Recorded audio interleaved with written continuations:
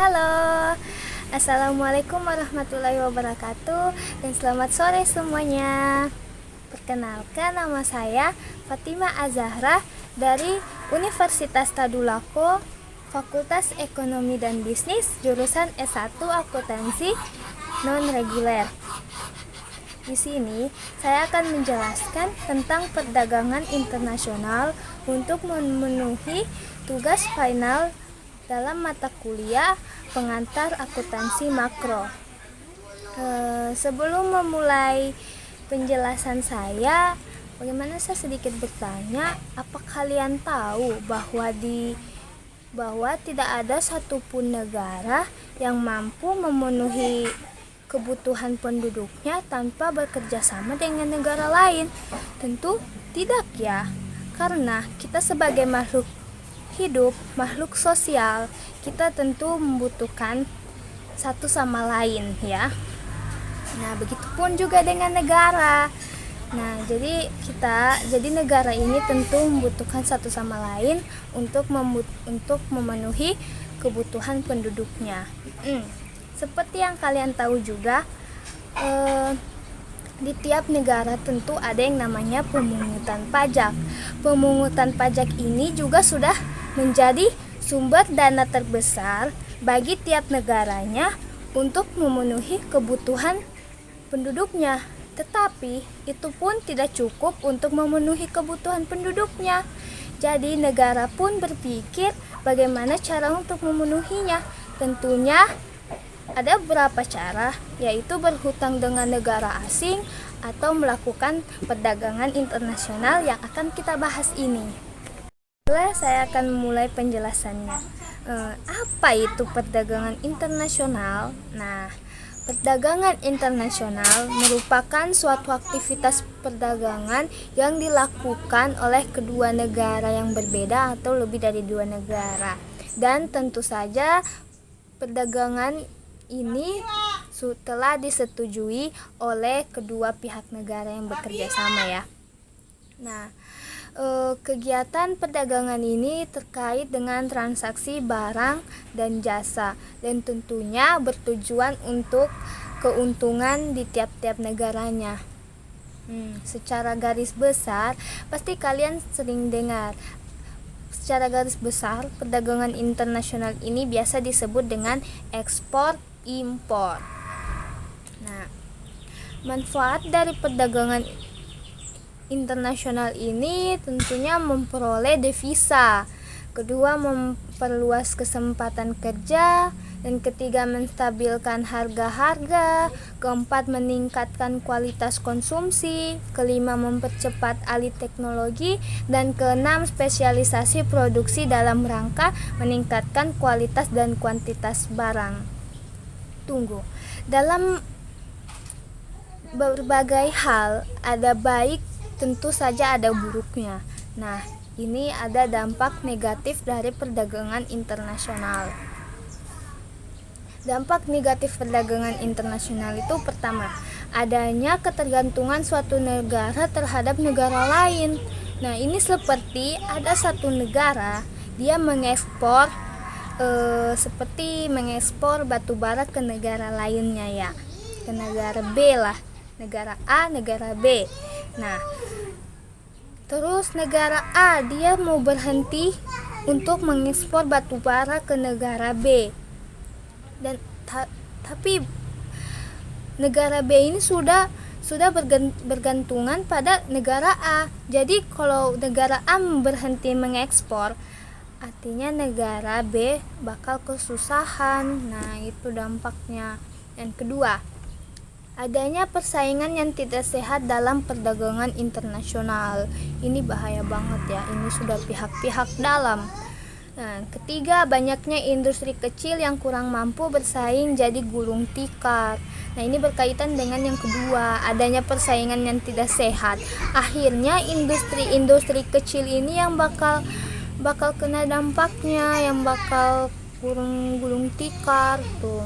Yang keempat, adanya pola konsumsi masyarakat yang meniru konsumsi negara yang lebih maju. Ini antara tiru meniru ya. Kelima, terjadinya kekurangan tabungan masyarakat untuk investasi. Ini terjadi karena masyarakat menjadi konsumtif. Dan keenam, timbulnya penjajahan ekonomi oleh negara yang lebih maju. Nah, selanjutnya yaitu ciri-ciri perdagangan internasional. Nah, ciri-cirinya apa saja ya? Yang pertama, luas perdagangan internasional adalah seluruh dunia. Jadi bukan hanya beberapa negara ya, tapi seluruh dunia, seluruh negara yang ada di dunia ini, yang di bumi ini, itu bisa melakukan perdagangan internasional. Tetapi harus memenuhi syarat-syarat izin-izin hukum-hukumnya, oke? Dan kedua, alat pembayaran perdagangan internasional adalah mata uang negara asing. Ketiga, kualitas barang yang diperdagangkan memiliki standar internasional. Kita semua bisa melakukan perdagangan internasional, kita bisa menjual apapun asal itu barangnya yaitu standar internasional ya, tentunya sudah mendapat izin dari pihaknya. Terus yang keempat, standar perdagangan internasional dapat dilakukan tanpa tatap muka. Hukum perdagangan internasional menggunakan hukum internasional. Nah, yang seperti saya jelaskan tadi, semuanya pasti ada izin hukumnya, kita harus memenuhi hukum dan syarat-syaratnya. Dan keenam adalah dalam urusan impor biasa dikenakan pajak, bea cukai, dan lain-lain. Jadi nggak gratis ya kalau kita melakukan perdagangan antar negara, itu pasti ada biayanya lagi ya, ada pajaknya. Nah, terus selanjutnya faktor pendorong perdagangan internasional.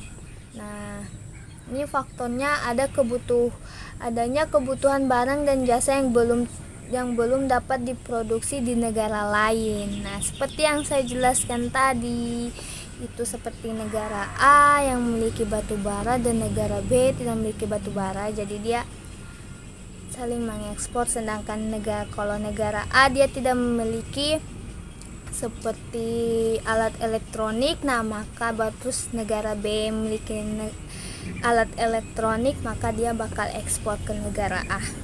Jadi saling membutuhkan barang dan jasa. Dan kedua, adanya perbedaan kemampuan ilmu pengetahuan dan teknologi dalam mengelola sumber daya ekonomi. Ketiga, adanya kelebihan produksi sehingga perlu perluasan usaha. Nah, seperti kalau kalian memiliki usaha yang mungkin sudah bercabang-cabang di seluruh kota di Indonesia, terus masih ingin melakukan perluasan usaha, kalian mungkin bisa buat cabang di negara lain gitu, cabang usaha kalian. Nah, yang keempat, adanya perbedaan sumber daya iklim dan kualitas sumber daya manusia yang menyebabkan perbedaan kualitas hasil produksi. Dan kelima, adanya kesamaan selera masyarakat dunia terhadap suatu produk tertentu. Dan keenam, keinginan menjalin kerjasama ekonomi, hubungan politik, dan dukungan negara lainnya. Nah, karena adanya faktor pendorong, tentu ada faktor penghambatnya. Nah, faktor penghambat pertama itu pembatasan jumlah impor. Seperti orang bilang, berlebihan itu tidak baik. Jadi kita kalau menerima sesuatu harus secukupnya, alias ada batas-batasnya ya. Nah, impor pun begitu, kita tidak bisa menerima semuanya, harus ada batas-batasnya juga. Selanjutnya, pemungutan biaya ekspor dan impor yang tinggi. Ini perdagangan internasional ini kan tujuannya untuk keuntungan tiap negara. Kalau ekspor dan ekspor biayanya tinggi ya tentu nggak ada keuntungannya kan. Jadi harus ada lagi ya pembicaraan di belakangnya. Nah, dan selanjutnya perizinan yang berbelit-belit. Nah, seperti yang saya bilang tadi, kita sebagai penduduk itu sebenarnya bisa melakukan perdagangan antar negara, tetapi harus memenuhi izin dan syarat-syaratnya. Terus keamanan negara. Nah, ini penting banget ya. Dan salah satunya yang saya tidak taruh di PPT dan saya tidak sempat letakkan dalam PPT itu dalam hukum internasional itu faktor penghambatnya tentu konflik di suatu negara. Jadi mungkin negaranya lagi ada suatu, jadi kita belum bisa ekspor ke sana, atau di kedua negara yang memiliki konflik itu tidak bisa ekspor impor, kadang begitu. Ada yang seperti itu ya.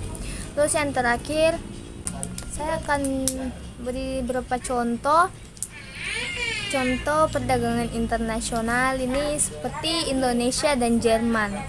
Nah, negara Indonesia melakukan ekspor tekstil ke negara Jerman, sedangkan negara Jerman melakukan impor barang manufaktur ke negara Indonesia.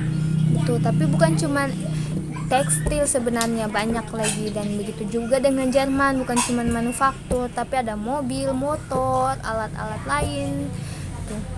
Dan contoh yang lainnya ada Indonesia dan Jepang. Nah, Indonesia melakukan ekspor minyak, gas, dan lain-lain ke negara Jepang, sedangkan Jepang juga melakukan impor suku cadang elektronik ke Indonesia.